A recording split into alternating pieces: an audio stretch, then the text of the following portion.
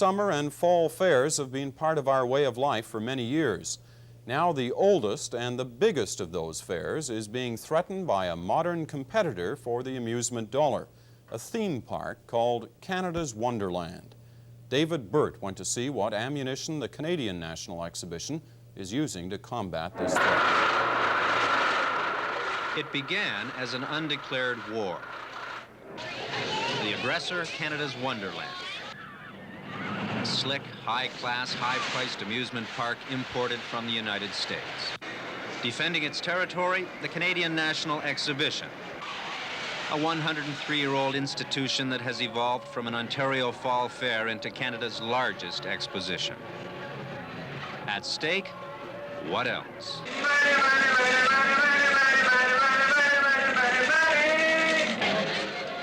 Canada's Wonderland began its offensive with spacious, spotless grounds, Hanna-Barbera cartoon characters, and an $18 entrance fee that covers the most space-age rides on the continent.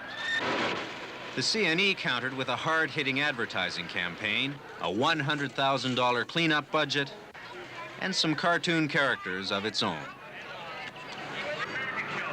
As well, it dropped its ride prices back to the 1979 level. At first, general managers at both parks were apprehensive about the battle for the entertainment buck. Well, I think it's fair to say that when we first did our research, it came back fairly positive that it would be complementary.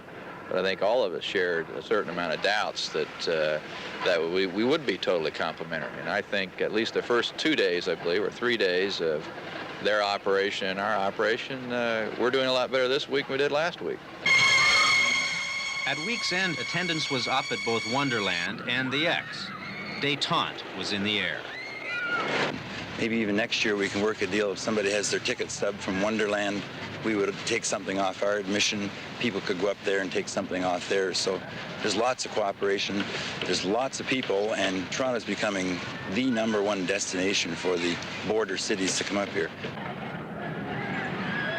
If the ceasefire holds, Canada's Wonderland may reach its goal of 2.3 million visitors during its 116-day operating run.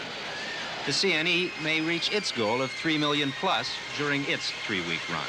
It's clear both parks are winning, as are the people who've got the money to visit them. David Burt, CBC News, Toronto.